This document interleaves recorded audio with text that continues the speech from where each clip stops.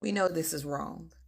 We know it. A new generation of Americans have to show up, stand up, speak up, fight, get into good trouble to usher in an era of progress. We went from the progress of emancipation to the backlash of Jim Crow, the progress of the civil rights movement to the backlash of mass incarceration, the progress of electing Barack Obama to the backlash that has resulted in the elevation of Donald Trump, MAGA extremism, and this behavior that we're seeing coming out of the Supreme Court of the United States to throw the American South back into the Jim Crow era. So it's going to take an all-hands-on-deck effort. And another problem, you know, we make laws to fix problems. We put the Voting Rights Act together because there was an issue, because they were keeping people from voting. Right. They were literally shooting people. They were running them down with dogs to keep them from voting. Okay, let's start with that. So when they say that problem is gone, it's not gone. No. Because you're still doing it. You're still doing it. And what I don't understand is what is everybody so afraid of? Because I always thought, I was raised to believe that you and I don't have to agree. That's all right. But now suddenly, your argument doesn't hold water, so you're cheating. See, that we're a two-party system. We're not just Democrats, we're not just Republicans, we're a two-party system. So Ruth Bader Ginsburg said throwing out the preclearance when it worked and is continuing to work to stop discriminatory changes is like throwing away your umbrella in a rainstorm because you're not getting wet. Yes, Democrats are depressed. After suffering a brutal loss, Hakeem Jeffrey cries about his desperate plan to dismantle the judicial system and rewrite the rules of elections. Now we are going to need nationwide judicial reform. We are going to need nationwide electoral reform. We are going to need nationwide campaign finance reforms. This is actually what this man is saying. At some point, I don't know why these people are like this. For weeks, they were saying they are winning, they are winning, they are winning. Now, it is clearly showing that they are not okay. Looking at this Democrat mouthpiece, he went on CNN. This is what he said. On in Virginia. Yeah, so it was a very close referendum. I think a lot closer than the Democrats expected with all that spending that they plowed into it. But the Virginia Supreme Court determined not that the map was illegal, the process of trying to change the Constitution was done illegally. This was an unlawful process. And the Democrats actually insisted that the Supreme Court of Virginia wait until after the referendum to make this decision. That was their position.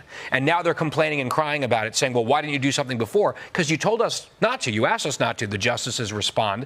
And I find it interesting to just point out that earlier in the week, there was a Democratic operative who went on his podcast, and he revealed that internally there's been a lot of angry sniping and recriminations within Democratic circles in Virginia because Governor Spanberger's team, remember, she campaigned saying she wasn't going to do this, and it's the first thing that she did.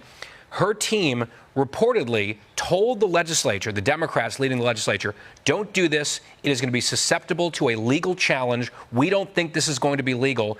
And they plowed forward anyway, and they did it illegally, and now they're facing the consequences for it. And they made this mess for themselves, and they deserve this outcome. I think that the reaction to what happened in Virginia is that it is the perfect encapsulation of the asymmetry between the two sides, where we have independent redistricting commissions in all of the Democratic weapons. And, you know, even when you go to the voters, even when 3 million people show up to vote in a referendum that based on some small technicality, all of those voters' voices are going to be silenced. At the same time that we have Republicans in Florida, in Texas, in North Carolina, possibly South Carolina, Tennessee, all who've just decided by fiat that they're going to redraw their states' maps. I mean, basically ushering in elected legislatures, but redrawing the state maps without a single person weighing in on this stuff, basically ushering in Jim Crow 2.0 in the South. I wouldn't be surprised if we get to a point where we see no black representation in any of these southern states. And so I think it's a wake-up call to Democrats across the country. If you are a Democrat in New Jersey, New York, Maryland, Illinois. This is a clear explanation to what just happened. Now, when you look at how Democrats are putting it, it is totally different.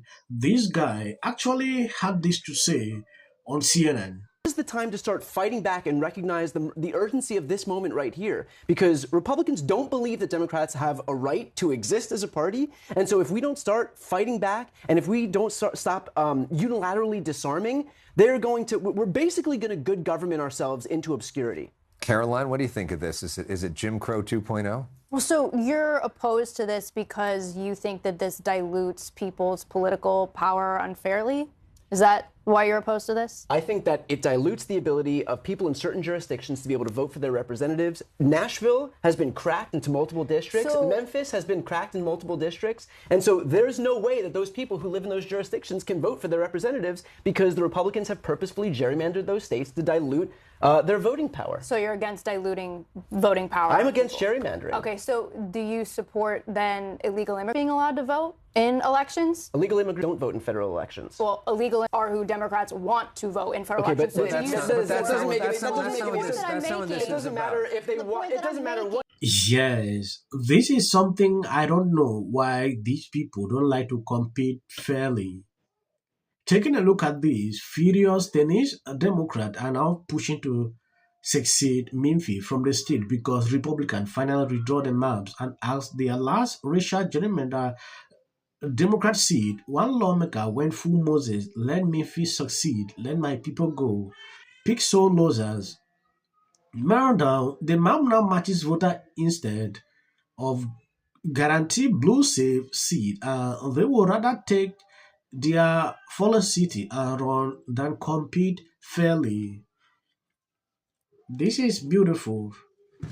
At some point, if you look at what these people have been doing, it has never been fair.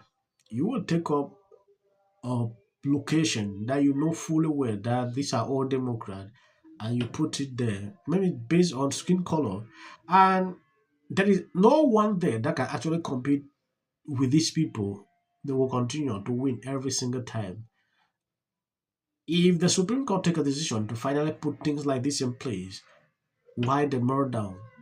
They should actually awaken some of these people. They should know that this has happened for a very long time and allow fair competitions.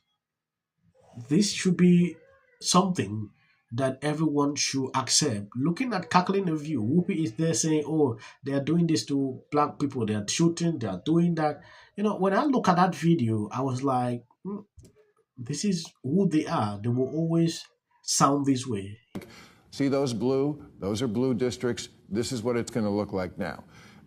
There are districts that have been carved out so that minorities are represented. For sure, that is racial gerrymandering.